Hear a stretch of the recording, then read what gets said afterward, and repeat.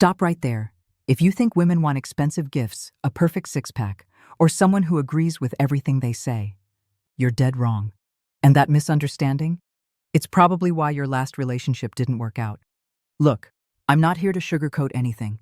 I'm here to give you the real psychology behind what women actually want in 2026. And trust me, it's not what Hollywood or social media has been feeding you. By the end of this video, you'll understand the 7 fundamental needs that every woman has in a relationship, backed by real psychology, not guesswork. Whether you're single, dating, or trying to save your current relationship, this is going to change everything. So here's the deal. If you're serious about understanding women and building something real, hit that subscribe button right now. Because we're about to go deep, and you don't want to miss what's coming next. Let's start by destroying the biggest myth out there. You ready? Women don't want you to be perfect. They want you to be real. I know. You've been told your whole life that you need to be taller, richer, more confident, more successful. And sure, those things don't hurt. But here's what the research actually shows. And this comes from Dr. John Gottman's 4 decades of studying relationships. Women prioritize emotional connection over almost everything else. What does that mean practically? It means she'd rather have a guy who can admit when he's wrong than a guy who's never wrong. She'd rather have someone who shows vulnerability than someone who pretends to be bulletproof. Think about it. When was the last time you heard a woman say, "I left him because he was too emotionally available"? Never, right? But you've definitely heard, "He never opened up to me. I felt like I didn't even know him." Here's a practical tip. The next time you mess up, and you will, don't just say sorry. Explain what you understand about why it hurt her. That's emotional intelligence. That's what creates real connection. And before we go further, if you're finding this valuable, go ahead and smash that subscribe button. We're just getting started, and part 3 is where things get really interesting. All right, let's talk about security. And no, I'm not talking about your bank account. Women want to feel secure, yes, but in 2026, security doesn't mean you need to be a millionaire. It means she needs to know you're stable, reliable, and consistent. Here's what that looks like in real life. Do you follow through on what you say? If you say you'll call at 8, do you call at 8? If you promise to work on something, do you actually work on it? That's security. Can she predict your moods? Or is she walking on eggshells wondering which version of you she's going to get today? Emotional stability. That's security. Dr. Sue Johnson, the creator of emotionally focused therapy, found that the #1 thing people need in relationships is to know their partner is there for them. It's called secure attachment. Here's a game-changing question to ask yourself. Would she call you first if something went wrong in her life? Or would she hesitate because she's not sure how you'd react? If she'd hesitate, that's your answer. You haven't created emotional security yet. Practical tip number 2, be consistent. Not perfect, consistent. Show up the same way emotionally, day after day. That builds trust faster than any grand gesture ever could. Now let's get into something that trips up a lot of guys. Respect. And I'm going to be blunt here. If you think respecting a woman means putting her on a pedestal and agreeing with everything she says, you're doing it wrong.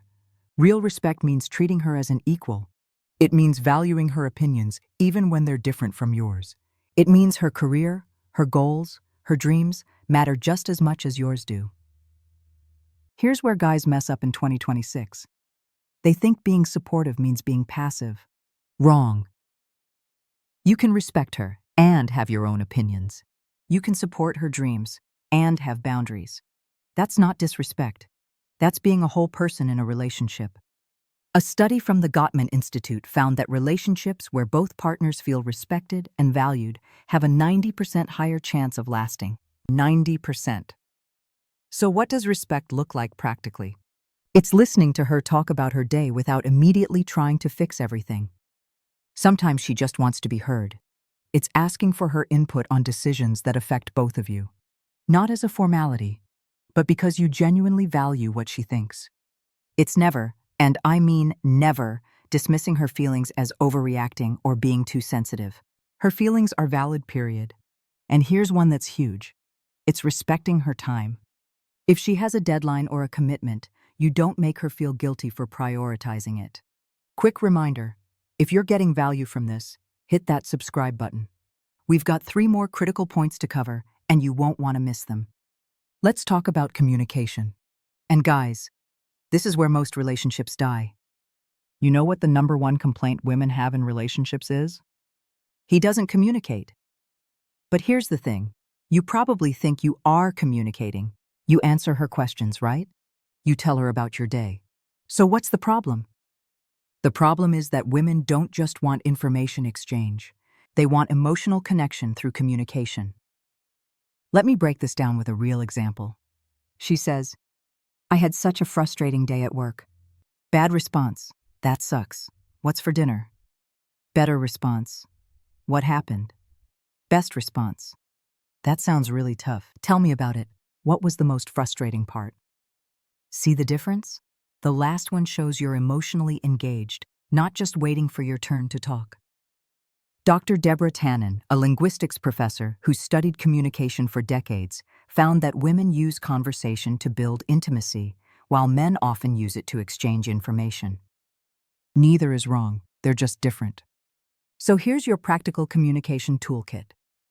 Number 1, ask follow-up questions. Don't just hear her, be curious about her experience. Number 2, put the phone down. If she's talking to you about something important, give her your full attention. Eye contact, body language, everything. Number 3, share your own feelings without being prompted.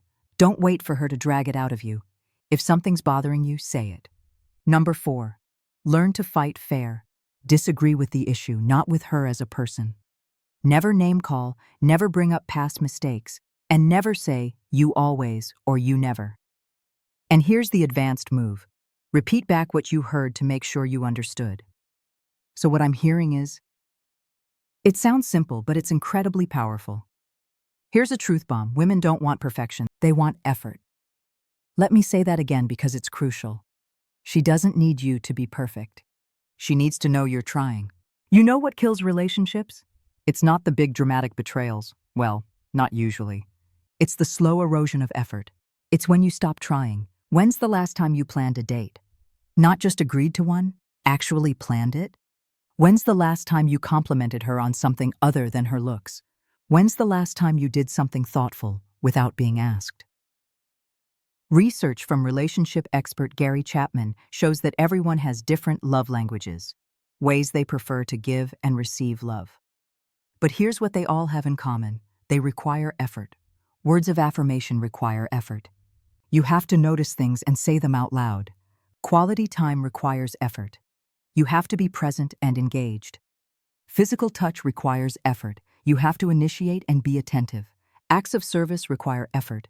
You have to think about what would make her life easier. Gifts require effort. Not money necessarily, but thoughtfulness.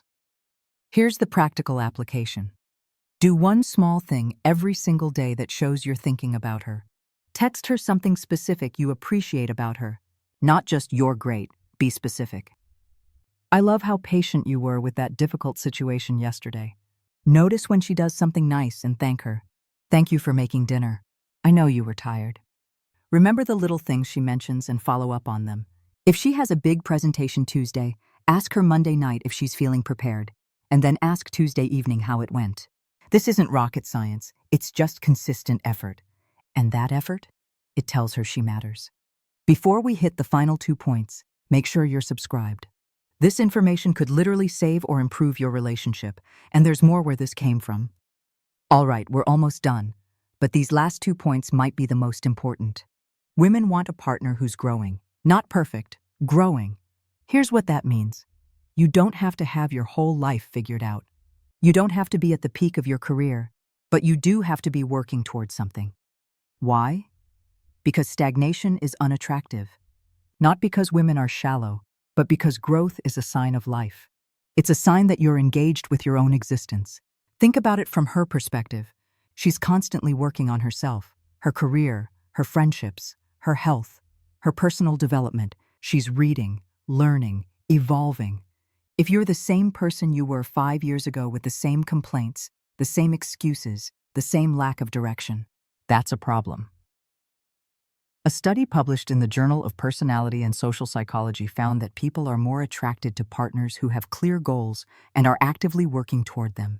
It's not about achievement. It's about direction. So here's what you need to ask yourself. What am I working toward right now? If the answer is nothing, that's your first priority. Am I better than I was last year? In any measurable way? Do I challenge myself, or do I coast? Practical steps. Set one goal in your career or personal development. Write it down. Share it with her. Work on it consistently. Read, learn new skills, take courses, show her you're curious about the world. Take care of your physical and mental health. Not to look good, though that's a bonus, but because it shows you value yourself. And here's the key. Talk to her about your goals and struggles. Let her be part of your growth journey. That creates partnership. Last one, and this might surprise you. Women want to have fun. I know we've talked about emotional depth, communication, growth, all serious stuff. But here's the thing. She also wants to laugh. She wants spontaneity. She wants to feel alive with you. Relationships that last aren't just built on deep conversations at 2 a.m. They're built on inside jokes, ridiculous adventures, and the ability to be completely silly together. When's the last time you made her laugh? Really laugh? When's the last time you did something spontaneous? Doesn't have to be expensive. It just has to be different. Research shows that couples who play together stay together. Literally. Shared novel experiences release dopamine and create bonding. So take a random day trip, try a new restaurant, dance in the kitchen. Be ridiculous. Life's too short to be serious all the time. Here's your final practical tip. Plan one adventure a month. It doesn't have to be elaborate. It just has to be something you've never done together before. So let's recap everything. Women want emotional authenticity, not perfection. They want security through consistency. They want respect and equality. They want real communication. They want to see effort. They want a partner who's growing. And they want to have fun with you. It's not complicated, guys. It just requires intention. If this video helped you understand women better, do me a favor. Hit that like button, subscribe if you haven't already, and drop a comment telling me which point resonated most with you. And look, if you're in a relationship right now, don't just watch this video and forget about it. Pick one thing from this list and work on it this week. Just one. Because understanding what women want is meaningless if you don't actually do anything with that understanding. Thanks for watching, and I'll see you in the next one.